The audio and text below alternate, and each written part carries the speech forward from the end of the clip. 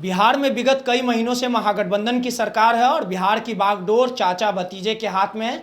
और जिस प्रकार से हालिया दिनों में तेजस्वी यादव से इस्तीफे को लेकर लगातार विपक्ष हो हंगामा कर रहा है और जिस प्रकार से लैंड फॉर जॉब मामले में बीजेपी वर्तमान जो सरकार है उसे घेरने में लगा और इस पूरे मामले को लेके तेजस्वी यादव पर निशाना साध रहा है और बीजेपी की ओर से जो बिहार विधानसभा का घेराव किया गया था और जिसमें पुलिस के तरफ से लाठीचार्ज किया गया था, जिसमें कई बीजेपी के नेता घायल भी हो गए थे। इस पूरे मामले को लेकर कई बार तेजस्वी यादव ने भी सीधे तौर पे ये बयान दिया है कि जो केंद्र में बैठी सरकार है वो ईडी और सीबीआई का इस्तेमाल कर रही है। हमारे साथ बात करने के लिए राजद के कद्दावर नेता अशोक कुमार गुप्ता जी हैं, पूर्व डीजीपी भी हैं बिहार के।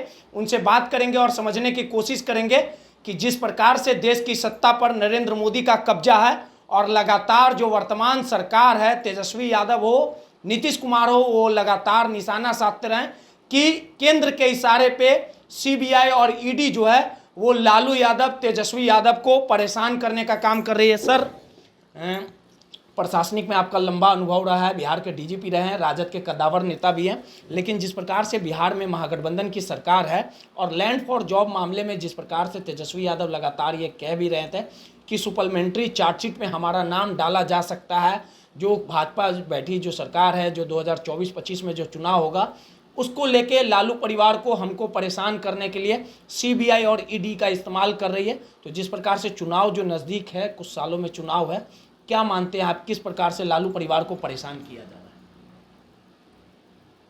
यह बात कहीं ना कहीं सही है कि वर्तमान में जो केंद्र में सरकार है भाजपा की, वो जो प्रशासनिक तंत्र हैं, सीबीआई हो, इन्फोर्समेंट डायरेक्टरेट हो, इनकम टैक्स हो, तो इनका एक तरफा इस्तेमाल अपने राजनीतिक प्रतिद्वंदियों के विरुद्ध कर रही है।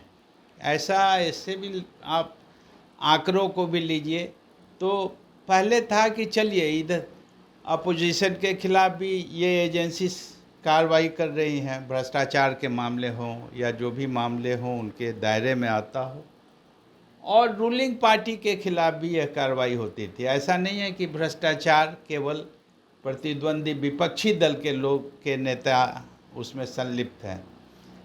भ्रष्टाचार तो ऐसी चीज़ है जिसमें कोई भी संलिप्त हो सकता है।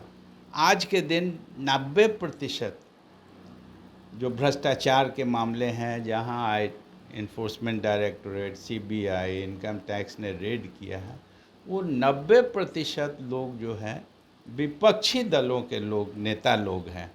तो इससे आम जनता भी एक निष्कर्ष निकाल सकती है कि ये जो है असामान्य स्थिति है, जिससे लगता है कि एक तरफा कार्रवाई हो रही है। दूसरे आप देखिए कि जिनके खिलाफ भी भ्रष्टाचार के आरोप हैं, अगर वो भाजपा के पक्ष में चले जाते हैं, जैसे महाराष्ट्र में एकनाथ शिंदे जी, अजीत पवार जी, अभी हाल में 70,000 करोड़ घोटाले का, हाँ, तो अब ऐसे ऐसे लोग चले जाते हैं तो एकाएक उनके विरुद्ध कार्रवाई जो है एजेंसियां बंद कर देती हैं, डीप फ्रीज़र में डाल देती हैं।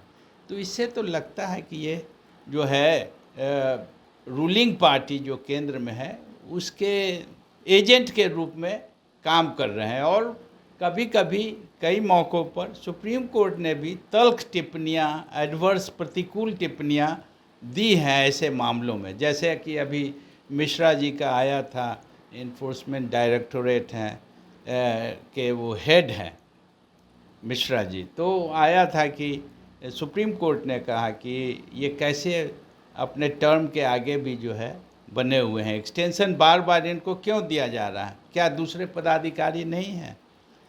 तो इस प्रकार से कोर्ट ने भी ऐसे ऐसे मामलों में प्रतिक्रिया व्यक्त की है, जिससे लगता है कि केंद्र की सरकार, जो अपोजिशन की गवर्नमेंट हो, बिहार में महागठबंधन की सरकार है, लालू जी के परिवार के लोगों के विरुद्ध माननीय नेता प्रतिपक्ष नेता उप मुख्यमंत्री अभी हैं तेजस्वी प्रसाद यादव जी, उनके विरुद्ध जो चार्जशीट हुआ आपने कहा, तो पहले से ही उन्होंने इसकी शंका व्यक्त की थी और बार बार इन्हीं के विरुद्ध रेड होता है पटना में, दिल्ली में, इनके परिवार के लोगों के विरुद्ध।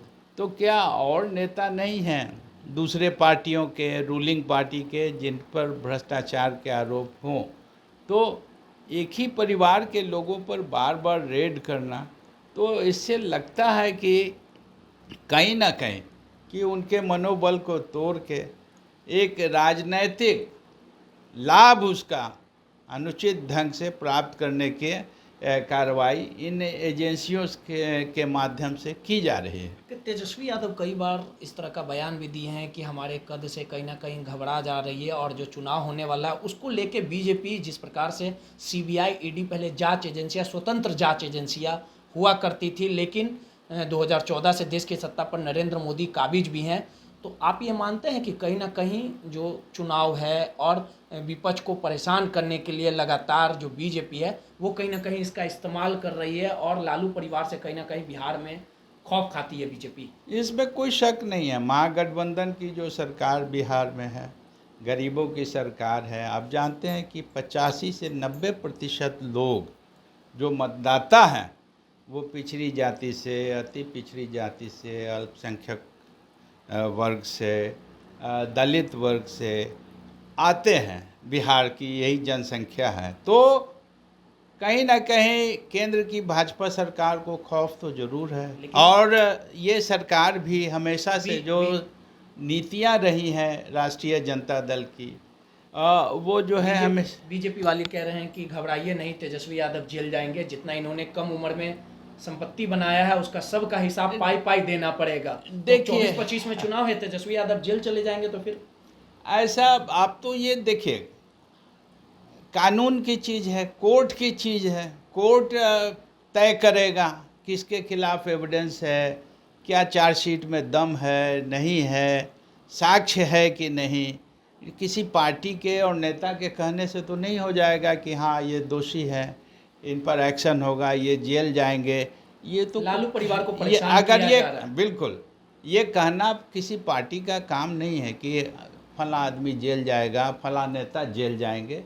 ये तो एक कानूनी प्रक्रिया है जिसमें पावर कोर्ट को है। मणिपुर हिंसा, मणिपुर सुलग रहा है, बेटिया को नंगा किया जा रहा है। आप देख रहे हैं कि 78 दिनों से 4 मई से घटनाएं शुरू हो गई थी और हमारे माननीय प्रधानमंत्री जी, गृह मंत्री जी, मुख्यमंत्री जो है मणिपुर राज्य के, सबको जानकारी में। ऐसी बात तो नहीं है कि जानकारी नहीं है कि क्या घटनाएं घट रही हैं। रोज़ रोज़ की रिपोर्ट उनको पुलिस के माध्यम से, खुफिया शाखा के माध्यम से आती है। और सीएम ने भी जाकर के दिल्ली में केंद्रीय नेतृत्व जो है भाजपा को बतलाया था कि क्या घटनाएं घट रही हैं। और इतने दिनों तक चुप रहना, कोई कार्रवाई नहीं करना, 100 से अधिक लोग मारे गए, 4000 से अधिक वेपन्स लूटे गए हैं। एक आखिरी सवाल है सर कि 2024 को लेके लालू जी और नीतीश जी ने विपक्षी एकता को मजबूत किया है, इसका करारा जवाब मिलेगा नरेंद्र मोदी को? बिल्कुल, करारा जवाब जनता देगी। जनता तो ये पब्लिक है, सब जानती है। चलिए, सीधे तौर पे राजद के कद्दावर नेता अशोक कुमार गुप्ता जी थे, इन्होंने सीधे तौर पे कहा कि 2024 और 25 में जो चुनावी साल रहेगा और जब जब चुनाव आता है तो लालू यादव को भ्रष्टाचारी, चारा चोर, ये तमाम चीज़ों को कहीं ना कहीं मुद्दा बना के जो भाजपा जो है वो कहीं ना कहीं वोट बैंक रिझाने का काम करती है। और जिस प्रकार से ईडी और सीबीआई का इस्तेमाल केंद्र सरकार कर रही है, लालू परिवार को परेशान करने का काम कर रही है, और इसका कहीं ना कहीं जब 2024 और 25 में चुनाव होगा इसका जवाब जनता करारा कहीं ना कहीं नरेंद्र मोदी को देने का काम करेगी। रोहित, दर्शनेट, पटना।